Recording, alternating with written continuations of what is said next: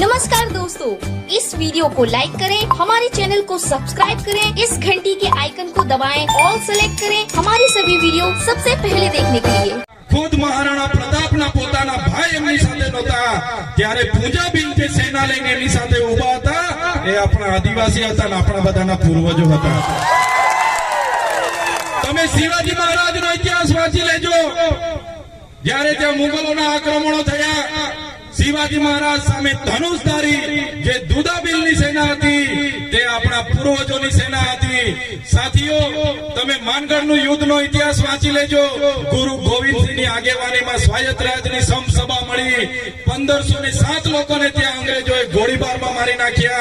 900 लोको त्यां घायल थया। गुरु गोविंदजीने आजीवन कारावासनी सजा आपी। ए वखतनी लड़ाई तो कोई लड़ता होय अंग्रेजो सामे तो ए आपणा पूर्वजो हता। देशमां 1857 ના વિપ્લવને સૌથી પહેલાની લડાઈની વાત કરવામાં આવે છે। મંગલ પાંડેને સૌથી પહેલા શહીદોની વાત કરવામાં આવે છે। પણ તમે સંભાલ યુદ્ધ જે વખતે પૂરા વિશ્વ પર અંગ્રેજોનું અડધા વિશ્વ પર રાજ હતું જ્યારે જે સંભાલની ક્રાંતિ થયેલી એ ક્રાંતિ આપણા આદિવાસી પૂર્વજોએ કરી હતી। એ પૂર્વજો આપણા હતા એ સમાજમાંથી આવીએ છે। તાટ્યા ભીલ હોય, ખાટિયા નાયક હોય, तिलका माझी होय, जलकारी बाय होय के गुरु गोविंदगिरी होय के भगवान बिरसा मुंडा होय। आदिवासीओनी लड़ाई ए जमानामां अंग्रेजो सामे हती। अंग्रेजोनी सल्तनत આપણે આપણા પૂર્વજોએ હચમચાવી દીધી। એ સમાજમાંથી આવીએ છે, બિરાદરમાંથી આવીએ છે। દેશના વિકાસમાં જ્યારે નર્મદા ડેમની જરૂર પડી, જ્યારે ગઢડા ડેમની જરૂર પડી, જ્યારે ઉદય ડેમની જરૂર પડી, આ વિસ્તારોમાંથી જ્યારે લાકડું લઈ જવા માટે રોડની જરૂર પડી, રેલવેની જરૂર પડી, પાણી લઈ જવા માટે નહેરોની જરૂર પડી, આ વિસ્તારમાં ઉત્પન્ન થતી વીજળી માટે લાઈનોની જરૂર પડી ત્યારે મારા આદિવાસી સમાજે જમીનો આપી છે। દેશના વિકાસમાં લિગ્નાઇટના ખાણો અહીંયા છે, રેતીની ખાણો અહીંયા છે।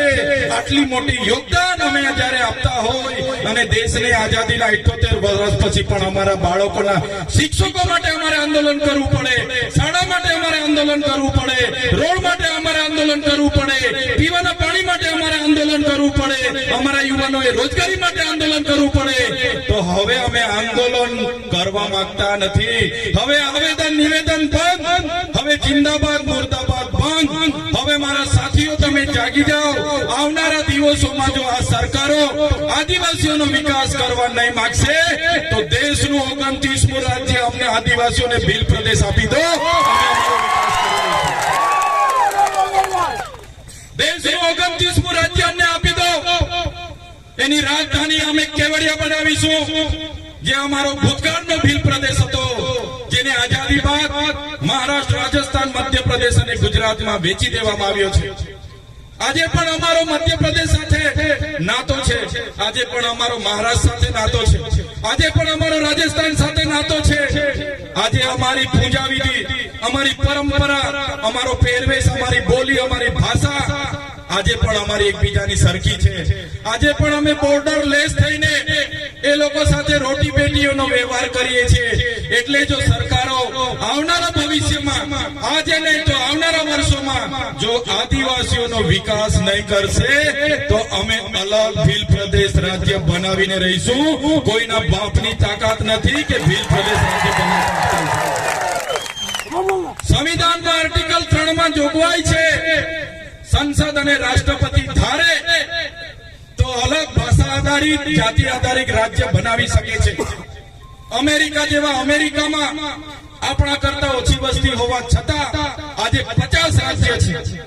પણ આ લોકોને માત્ર આદિવાસી વિસ્તારોમાંથી કોલસો કાઢી જવો છે, રેતી લઈ જવી છે, વીજળી લઈ જવી છે, પાણી લઈ જવું છે, લાકડું લઈ જવું છે, અહીંની 73 ડબલ એની જમીનો છીનવી લેવી છે, કાચો માલ લઈ જવો છે, વન પેદાશો લઈ જવી છે, આપણા મજૂરો લઈ જવા છે।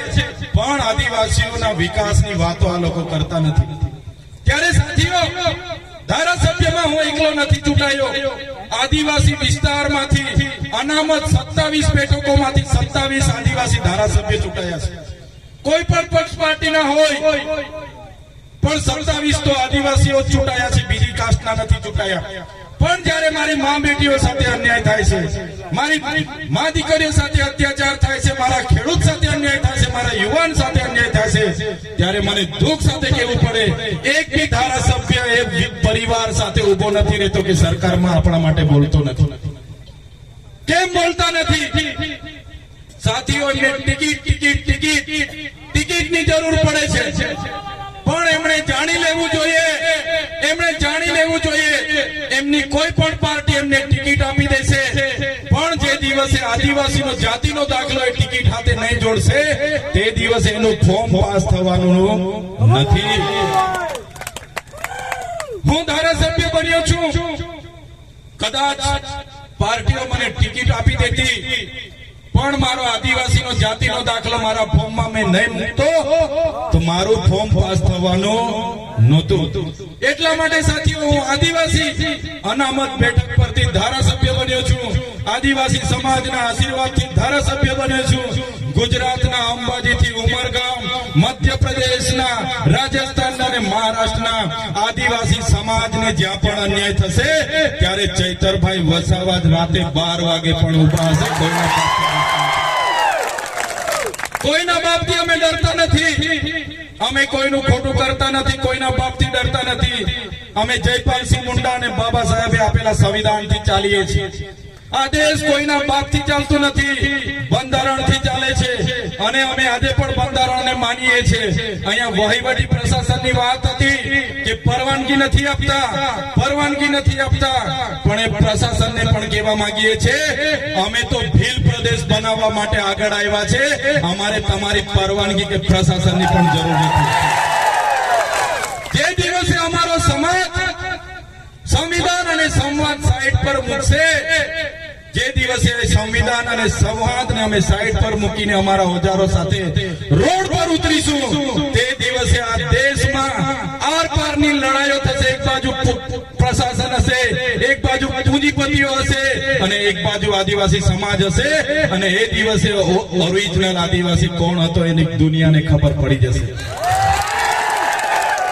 આજે અમે અમારા મા બાપ, અમારા બાપ દાદા પૂર્વજો અહીંયા વર્ષો જીવીને ગુજરી ગયા, બાપ દાદાઓના પરદાદાઓ ગુજરી ગયા, અને અમારે જાતિના દાખલા માટે મહિનો આટા મારવાના, અમારે 3 પેઢીના પુરાવા આપવાના. શા માટે અમારે આપવાના? શું જરૂર છે અમારા પુરાવાની? અમે આદિવાસી છે, અમારી રહેણી કહેણી, અમારી સભ્યતા, અમારી સંસ્કૃતિ, અમારી બોલી ભાષા, અમારી રૂઢી, અમારી પરંપરા, અમારી જન્મની વિધિ, અમારી લગ્નની વિધિ, અમારી મરણની વિધિ અલગ છે, અમારે કાયદો અલગ છે, અમારી વ્યવસ્થા અલગ છે. ત્યારે આ સરકારોને અમે કહેવા માંગીએ છીએ, અમને મજૂર બનાવી દીધા છે, પણ હવે અમને મજબૂર નહીં બનાવશો, નહીં તો આવનારા દિવસોમાં વિસ્તારોમાંથી જે લોકો લોટાઓ લઈને આવ્યા અને બંગલા બનાવ્યા છે